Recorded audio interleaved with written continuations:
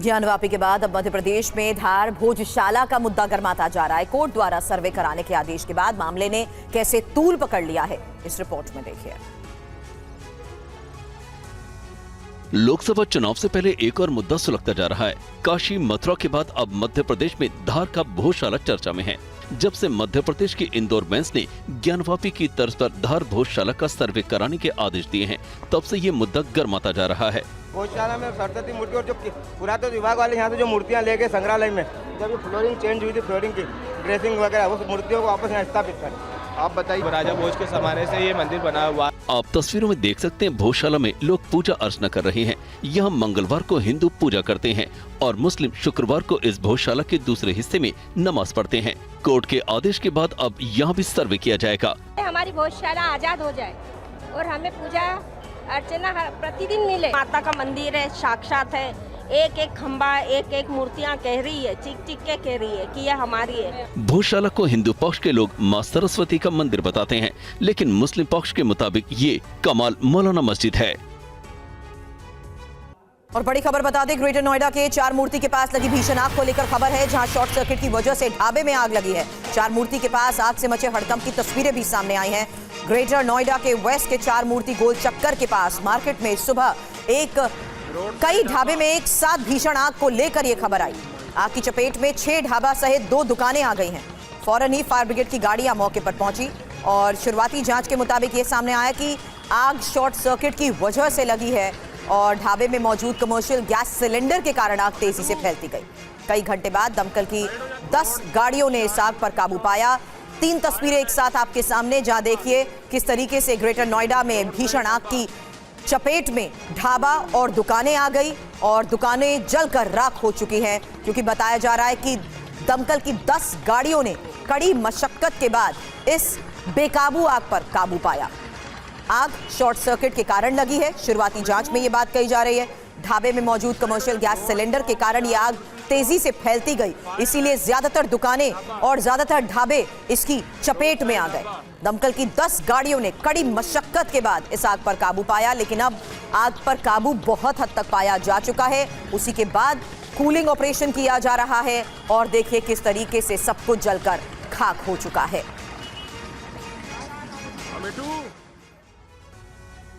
और देखिए आग की एक और बड़ी खबर आगरा से आ रही। आगरा में पार्किंग में भीषण आग लग गई। भीषण आग से 2 बस और 1 ऑटो तबाह हो गया। कड़ी मशक्कत के बाद इस आग पर काबू पाया गया है। तो आगरा में भी आग का तांडव देखने को मिला है और यहां पर ये देखिए आप तस्वीरें। ये तस्वीरें दरअसल आगरा की है और यहां पर पार्किंग में भीषण आग लग गई। कई गाड़ियां इसकी चपेट में आ गई। इस भीषण आग में 2 बस और 1 ऑटो तबाह हो गया।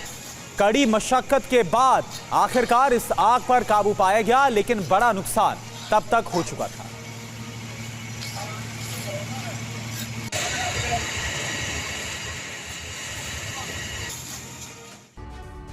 हरियाणा के नए मुख्यमंत्री नायब सिंह सैनी ने आज विधानसभा का विशेष सत्र बुलाया है। इसमें नई सरकार विश्वास मत को साबित करेगी। सैनी ने कहा कि नई सरकार मनोहर लाल की सेवा भाव को आगे बढ़ाते हुए काम करेगी।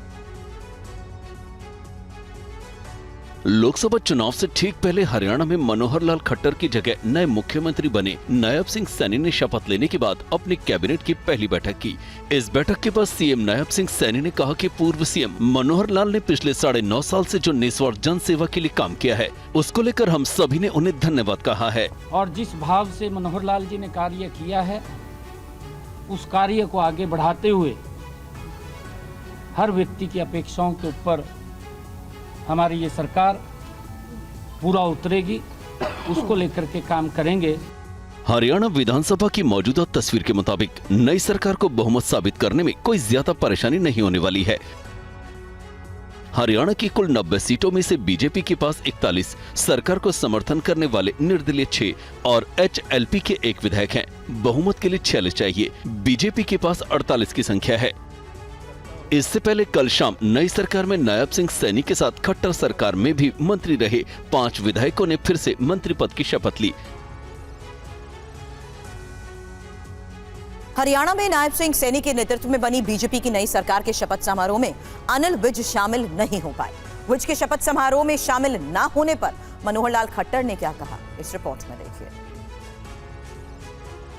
ईश्वर की शपथ लेता हूँ कि मैं हरियाणा में जब नायब सिंह सैनी के शपथ समारोह की तैयारी राजभवन में चल रही थी, उसी दौरान खट्टर सरकार में नंबर 2 और गृह मंत्री रहे अनिल विज अंबाला में गोलगप्पे का स्वाद लेते हुए बेफिक्र दिखाई दे रहे थे। अनिल विज जब गोलगप्पे की दुकान पर पहुंचे तो उन्होंने मीडिया के किसी सवाल का जवाब नहीं दिया। बीजेपी की बैठक में नायब सिंह सैनी को जब विधायक दल का नेता चुना गया, उसके बाद ही विज बैठक से निकलकर अंबाला अपने घर पहुंच गए थे। नई सरकार के शपथ समारोह में अनिल विज के शामिल नहीं होने पर पूर्व सीएम मनोहर लाल खट्टर ने सफाई देते हुए कहा कि अनिल विज का नाम कैबिनेट के शपथ लेने वाले लोगों की लिस्ट में था, लेकिन उन्होंने मना कर दिया, जिसकी वजह से उन पर दबाव नहीं बनाया गया। एक स्वभाव है, थोड़ा नाराज जल्दी होते हैं, लेकिन नाराज होने के बाद बहुत जल्दी ठीक भी होते हैं। कई मौके ऐसे आए हैं जब किसी न किसी बात को लेकर के उनको नाराजगी जाहिर की है। जेजेपी के विधायकों के बीजेपी के संपर्क में होने के सवाल पर मनोहर लाल ने कहा कि जो हमारे संपर्क में आना चाहते हैं, उनसे हम बातचीत कर उनके मन को टटोलेंगे। हरियाणा में पिछले 4.5 साल से बीजेपी की सरकार का हिस्सा रही जननायक जनता पार्टी यानी कि जेजेपी एक झटके में सत्ता से बाहर हो गई। आज जेजेपी हिसार में नव संकल्प रैली को कर रही है। आने वाले लोकसभा चुनाव के लिए जेजेपी बीजेपी से हिसार और भिवानी महेंद्रगढ़ की सीट मांग रही थी, लेकिन बीजेपी सभी 10 सीटों पर अकेले लड़ने का फैसला कर चुकी थी। इसलिए बीजेपी ने जेजेपी से अलग होने का फैसला कर लिया। बीजेपी से अलग होने के बाद आज जेजेपी हिसार में नव संकल्प रैली के जरिए अपना शक्ति प्रदर्शन करने जा रही है, लेकिन पार्टी के भीतर टूट की भी अटकलें लग रही हैं। कल नायब सिंह सैनी के शपथ समारोह में जेजेपी से कई विधायक और खट्टर सरकार में जेजेपी कोटे से मंत्री रह चुके देवेंद्र बबली भी मौजूद थे। आप अभी किसके साथ हैं? नायब सिंह सैनी के साथ हैं या दुष्यंत चौटाला के साथ हैं? हम तो सरकार के साथ हैं, पहले भी सरकार के साथ थे, अभी सरकार के साथ हैं। दिल्ली में विधायक दल की बैठक में क्यों नहीं गए आप? मुझे घरेलू काम था। जेजेपी से बीजेपी के अलग होने के फैसले के पीछे जाट वोटों का समीकरण भी है। जेजेपी और कांग्रेस के बीच जाट वोटों के बंटवारे से बीजेपी को फायदा होगा। लोकसभा की सीटों के बारे में जो डिमांड की थी, क्योंकि भारतीय जनता पार्टी की पहले से 10 की 10 सीटें भारतीय जनता पार्टी के चुनाव चिन्ह पर लड़कर के हमने नरेंद्र मोदी जी के झोले में दी हुई है, और वही हमारा अगला मंसूबा है। बड़ी खबर, लोकसभा चुनाव के लिए कांग्रेस ने अपनी दूसरी लिस्ट जारी कर दी है और दूसरी लिस्ट में 43 उम्मीदवारों के नाम है। इस लिस्ट में कई दिग्गजों को किनारे कर उनके परिवार के सदस्यों को टिकट दी गई है। कांग्रेस ने दूसरी लिस्ट में राजस्थान, गुजरात और मध्य प्रदेश समेत 6 राज्यों से उम्मीदवारों के नामों का ऐलान किया। दूसरी लिस्ट में असम की जोरहाट सीट से गौरव गोगोई को उम्मीदवार बनाया गया है। छिंदवाड़ा से कमलनाथ के बेटे नकुलनाथ को उम्मीदवार बनाया गया है, वो अभी यहां से सांसद हैं। राजस्थान में अशोक गहलोत के बेटे वैभव गहलोत को जालोर से कैंडिडेट बनाया गया है। बीजेपी से कांग्रेस में शामिल हुए राहुल कसवा को राजस्थान के चूरू से मैदान में उतारा गया है। मध्य प्रदेश की भिंड सीट से फूल सिंह बरैया को उतारा गया है। उत्तराखंड की अल्मोड़ा सीट से प्रदीप टमटा को उतारा गया है। कांग्रेस की पहली लिस्ट में 39 नाम थे। अब तक कांग्रेस 82 उम्मीदवार घोषित कर चुकी है। 43 उम्मीदवारों वाली कांग्रेस की दूसरी लिस्ट में 13 ओबीसी, 10 एससी, 9 एसटी उम्मीदवार और 1 मुस्लिम उम्मीदवार हैं। कांग्रेस की दूसरी लिस्ट में असम के 12 और मध्य प्रदेश के 10 उम्मीदवार हैं। लिस्ट में राजस्थान के 10 और गुजरात के 7 उम्मीदवार हैं। 3 उम्मीदवार उत्तराखंड और 1 दमन और दीव का है। इधर कांग्रेस की दूसरी लिस्ट में शामिल गौरव गोगोई ने जोरहाट से उम्मीदवार बनाए जाने के लिए पार्टी नेतृत्व का आभार जताया। वहीं राजस्थान के चूरू से हाल ही में बीजेपी छोड़कर कांग्रेस में शामिल हुए राहुल कसवा को उम्मीदवार बनाया गया। मैं अपने कांग्रेस दल के नेतृत्व के प्रति आभार प्रकट करता हूं। एक बहुत बड़ी जिम्मेवारी उन्होंने मेरे कंधों पे सौंपी है और इस जिम्मेवारी के प्रति पूरे जोर और शोर से हम चुनावी मैदान में हम उतरेंगे और जीतेंगे। और इसीलिए मैं खुश हूं कि अब क्योंकि ये लिस्ट फाइनल हो चुकी है तो हम अपनी जो लक्ष्य है, हमारा जो मकसद है वो तय हो चुका है। मैं बहुत बहुत धन्यवाद देना चाहता हूं पार्टी प्रेसिडेंट खड़गे साहब का, जिन्होंने मुझ पर विश्वास जताया है और एक जिम्मेदारी मुझे सौंपी है। मैं मेरे साथ साथ में आज इस अवसर पर धन्यवाद देना चाहूँगा राहुल गांधी जी का, सोनिया गांधी जी का भी, हमारे स्टेट के प्रेसिडेंट डोटासरा साहब का भी, अशोक गहलोत साहब का भी, सचिन पायलट साहब का भी, जिन्होंने एक किसान के बेटे पर अपना विश्वास जताया है। हम उनको पूरा विश्वास दिलाते हैं कि चूरू के अंदर कांग्रेस को मजबूती प्रदान करेंगे और जीत दिला के देंगे। और महाराष्ट्र में एनडीए में सीट बंटवारे का फॉर्मूला तय हो चुका है, सिर्फ ऐलान होना बाकी है। वहीं दूसरी तरफ महाविकास अघाड़ी में सीटों के बंटवारे को लेकर उलझन सुलझने की बजाय बढ़ती जा रही है। महाराष्ट्र में एनडीए में शामिल पार्टियों के बीच सीटों के बंटवारे को लेकर करीब करीब सहमति बन चुकी है। महाराष्ट्र बीजेपी के अध्यक्ष चंद्रशेखर बावनकुले ने कहा है कि 2-3 दिनों में सीट बंटवारे पर ऐलान हो जाएगा। हमारे में कोई विवाद नहीं है। 2, 4, 5, 6 जगह पर चर्चाएं चालू है और वह जो जीतेगा, जो जीत सकता है, उनके साथ निश्चित रूप से हमारा ये कोई एक पाव आगे जाएगा, कोई एक पाव पीछे आएगा, लेकिन हमारा अच्छे से अलायंस हो जाएगा। महाराष्ट्र में एनडीए में जो फार्मूला तय हुआ है उसके मुताबिक कुल 48 सीटों में से बीजेपी 31 सीटों पर लड़ेगी, जबकि शिवसेना शिंदे गुट 13 और अजित पवार की पार्टी एनसीपी 4 सीटों पर उम्मीदवार उतार सकती है। शिवसेना की 4 सीटें बीजेपी को मिल सकती हैं। 4 सीटों पर बीजेपी शिंदे गुट में अदला बदली हो सकती है। पालघर पर भी बीजेपी शिंदे गुट में एक्सचेंज। इधर महाविकास आघाड़ी में वंचित बहुजन आघाड़ी के नेता प्रकाश आंबेडकर की शर्तों की वजह से मामला उलझा हुआ है। लोकसभा चुनाव को लेकर घोषणा पत्र को अंतिम रूप देने में जुटी कांग्रेस ने आदिवासी न्याय गारंटी के लिए 6 संकल्पों का ऐलान किया। पार्टी अध्यक्ष मल्लिकार्जुन खड़गे ने इस बात का दावा किया कि कांग्रेस की गारंटी से सभी वर्गों को न्याय मिलेगा। न्याय यात्रा के दौरान राहुल गांधी जाति आधारित जनगणना समेत जिन मुद्दों की बात हर दिन कर रहे हैं, कांग्रेस का जारी होने वाला घोषणा पत्र भी करीब करीब वैसे ही होने की उम्मीद की जा रही है। मंगलवार को पार्टी अध्यक्ष मल्लिकार्जुन खड़गे ने प्रेस कॉन्फ्रेंस कर नारी न्याय गारंटी और आदिवासी न्याय गारंटी का ऐलान किया। आदिवासी न्याय गारंटी के लिए कांग्रेस ने जिन संकल्पों का ऐलान किया है उनमें सुशासन, सुधार, सुरक्षा, स्वशासन, स्वाभिमान और सब प्लान है। खड़गे ने कहा, मोदी सरकार द्वारा वन संरक्षण और भूमि अधिग्रहण अधिनियमों में किए गए सभी संशोधनों को कांग्रेस वापस लेगी। आदिवासियों को न्याय देना ये हमारा पहला कर्तव्य है और उनको सताया जा रहा है, उनकी जमीन छीनी जा रही है।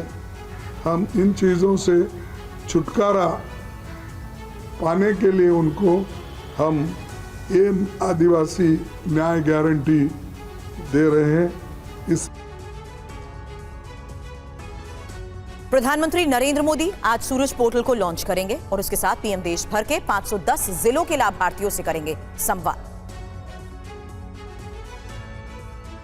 वंचित वर्गों को ऋण सहायता के लिए पीएम सूरज राष्ट्रीय पोर्टल वंचितों को प्राथमिकता देने की प्रधानमंत्री की प्रतिबद्धता का प्रतीक माना जा रहा है। ये एक परिवर्तनकारी पहल है जिसका उद्देश्य समाज के सबसे वंचित वर्गों का उत्थान करना है। प्रधानमंत्री सामाजिक उत्थान एवं रोजगार आधार जन कल्याण कार्यक्रम के जरिए पीएम देश भर के लाभार्थियों से भी संवाद करेंगे। सूरज पोर्टल के जरिए वंचित वर्गों के 1 लाख उद्यमियों को ऋण सहायता दी जाएगी। पीएम नमस्ते योजना के तहत सफाई मित्रों को आयुष्मान स्वास्थ्य कार्ड और पीपीई किट भी वितरित करेंगे। इसके अलावा पीएम मोदी आज इंडिया स्टेकेट चिप्स फॉर विकसित भारत में शामिल होंगे और करीब 1,25 करोड़ रुपए की लागत वाली 3 सेमीकंडक्टर सुविधाओं का शिलान्यास करेंगे। इन 3 सुविधाओं की स्थापना से सेमीकंडक्टर इकोसिस्टम और मजबूत होगा और युवाओं के लिए रोजगार के अवसर पैदा होंगे। इस योजना के तहत गुजरात के धुलेरा में सेमीकंडक्टर फैब्रिकेशन सुविधा का निर्माण, गुजरात के साणंद में outsourced semiconductor assembly and test सुविधा सेंटर और असम के मोरीगांव में outsourced semiconductor assembly and test की सुविधा सेंटर की आधारशिला रखी जाएगी। 2 चुनाव आयुक्तों के नाम तय करने के लिए प्रधानमंत्री मोदी की अध्यक्षता में चयन समिति की बैठक कल होने वाली है और इस बैठक में जिन 2 नामों की सिफारिश की जाएगी उस पर राष्ट्रपति मुहर लगाएंगे। बीते शुक्रवार को अचानक अरुण गोयल ने चुनाव आयुक्त के पद से इस्तीफा दिया था। हालांकि गोयल ने अपने इस्तीफे की कोई वजह नहीं बताई थी। इससे पहले 14 फरवरी को अनूप चंद्र पांडे चुनाव आयुक्त के पद से रिटायर हो गए थे। इस वजह से चुनाव आयोग में 2 चुनाव आयुक्तों की जगह खाली हो गई। लोकसभा चुनाव के लिए तारीखों का ऐलान होने वाला है। इसी को देखते हुए 2 चुनाव आयुक्तों की नियुक्ति जरूरी मानी जा रही है। पीएम मोदी की अध्यक्षता में चयन समिति की बैठक 14 मार्च को दोपहर 12 बजे होगी। पीएम मोदी ने इस बैठक के लिए कानून मंत्री अर्जुन मेघवाल को भी नामित किया है। लोकसभा में सबसे बड़े विपक्षी दल के नेता के तौर पर अधीर रंजन बैठक में शामिल होंगे। चुनाव आयुक्त के चयन के लिए पहले ये बैठक 15 मार्च को होनी थी, लेकिन अब इसे एक दिन पहले तय किया गया है। फिलहाल मुख्य चुनाव आयुक्त राजीव कुमार लोकसभा चुनाव की तैयारियों को अकेले देख रहे हैं। बीते कुछ दिनों में चुनाव आयोग की टीम कई राज्यों का दौरा कर चुनाव की तैयारियों की समीक्षा कर चुकी है। चुनाव आयोग राजनीतिक पार्टियों के नेताओं के साथ भी बैठक कर चुका है। और झारखंड के बड़कागांव से कांग्रेस विधायक अंबा प्रसाद के 17 ठिकानों पर ईडी ने छापेमारी की है। बड़ी खबर बता दें, 18 घंटे तक अंबा प्रसाद से पूछताछ के बाद देर रात ईडी की टीम निकली। अंबा प्रसाद ने बीजेपी पर कई आरोप लगाए हैं।